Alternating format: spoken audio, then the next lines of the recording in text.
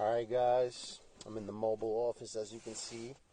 Man, I noticed I shoot a lot of video inside of this truck, but man, when you spend a lot of time inside this thing, becomes your normal stomping grounds for content and really thought auditing, and that's kind of more where I'm at today. I don't want to discuss anything specific. I kind of just talking about the business and, plumbing and kind of all the things that we do on a daily basis and how, excited I am for the future, what a journey it's been to get to where we're at now. I got my coffee, got my microphone. Yes, it's a screwdriver, but this is my microphone today. Everybody loves to use a microphone. I caught myself using a microphone lately, so I figured, man, like, I'm in the trades, we might as well use the screwdriver as the new microphone. I feel like every time I come on here now, I'm going to use a different item as a microphone to give you the best sound possible. This screwdriver right here, you have no clue. The sound is going to be amazing. It's going to knock your socks off. But real talk, man, being a part of this type of business is a blessing. I came up in construction.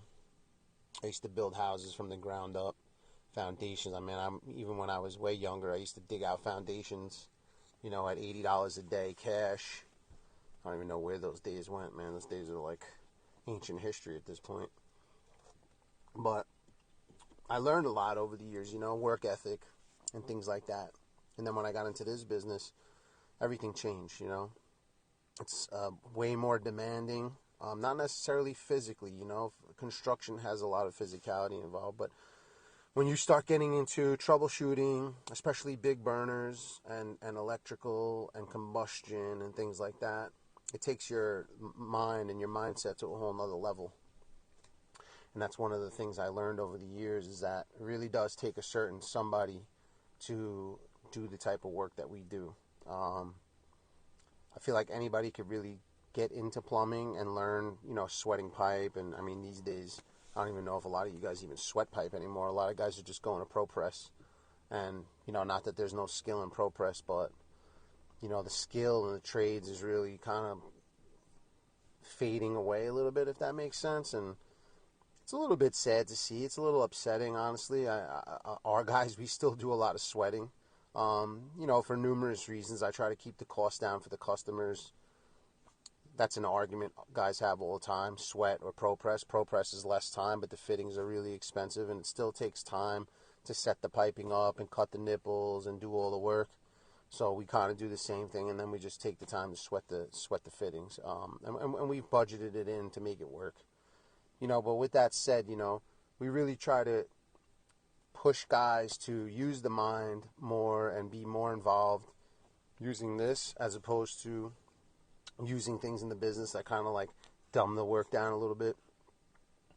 But skills are kind of going out the window. I notice a lot of companies out there now, and I'm not knocking them because it's really hard to find guys, but like they have a lot of guys that are more button pushers. You send them to the job and the relay's out and they see the red light and they push the button and they get the job running and they walk off the job. We try not to be that company. It has happened before, when we're really slammed and I got to send somebody with less education to the job.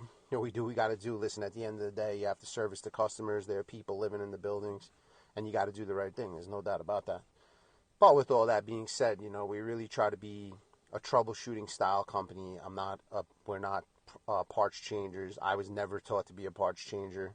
The only time I find myself changing parts is if you're in, a situation where you're a little bit stuck and all the processes you're going through are not working, and you kind of have to take a shot in the dark sometimes, especially with the equipment we work on. But at the end of the day, it's always, A to Z. What's your checklist look like? And that's kind of like where I spend a lot of my time with our team. It's like going through the mindset and the process of, okay, I'm on this job and this is happening and this is what we need to do to check to see and be accurate about our assessments. Because the worst thing you can do from a business perspective is to just start changing parts and you're grasping at straws. Now, like I said, it has happened, and it kind of puts us at a disadvantage, but it doesn't, because our customers already know that we're very thorough and we're going through the process of everything one step at a time.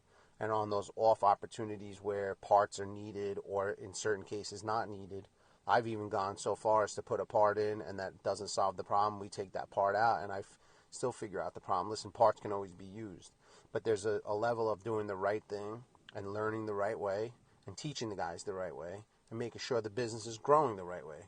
A lot of the business that we've gotten has been word of mouth, and the only reason that word of mouth exists is because we do the job in the way that we do it. And so I think this is a great learning point for a lot of you out there that may be coming into the business. You know, the old timers that probably may stop and watch, that may stop and watch this video probably know exactly what I'm talking about, because in the old days, that's what we used to do. You know, that I learned, I'm not in the business forever, but I learned from old timers. That's how I came up in the business. So I learned how to troubleshoot. I learned how to go through things. I also learned how to circumvent where I need to. You know, we're an emergency business. Some days you're out there, it's, 12 p.m., 1 a.m., 2 a.m. You don't have certain parts. There are ways to get jobs running, but it's also the follow-up, right? So I just think that the business has gone in a weird direction. It's definitely lacking young talent. And even when I bring young talent in, we try to really teach them the old ways of doing things, even though there's a lot of new ways of doing things and new style ways of doing things. And I'm flexible. You know, I'm not one of those guys that is, I bend, but I don't break. I'm willing to have conversations. And even though a guy has less time in the field than I might, I'm open-minded, man. I think you have to be. That's one difference for me to some of the old-timers I work with, you know. You sit with some old-timers, man, and they have their way, and there's no way of talking them out of that way. So I feel like in my life I have the best of both worlds, you know, some old school, some new school. And then I'm able to take a guy under my wing. And at the same time, when they have a good idea, man, you got to take it in stride. You know, that's part of getting your team to kind of run alongside you. You know what I mean? It's not about me running in the front of the pack and everybody's trying to chase me. I want to run together with all my team and all my guys and really teach the guys well. So I hope this was an interesting video, man. I ranted on a little bit, but I think I was pretty much on topic of just discussing the business, how the business is going, how we kind of go about our business, and how important it is to just be a very thorough troubleshooter, man. Don't be a parts changer. Go the whole way. I'm telling you, in the end, it's going to pay off. It'll pay dividends, and your customers will love you for it. You know what I mean? And that's what it comes down to at the end of the day. No customers, no business, no money, and I can't take care of my guys. Because at the end of the day, them getting paid and keeping food on their family's table is my number one priority. So, yes, I come second, but listen, we make ours in the end. So I appreciate you tuning in. Like and subscribe. We love to see, you know, everybody joining in and leaving some comments and really getting the discussion going. Makes this a lot more fun, and you know, I enjoy doing these videos. I'm trying to loosen up a little bit too. I'm a New Yorker, you know, we're a little bit tightwad, but you know what it is. Have a great day.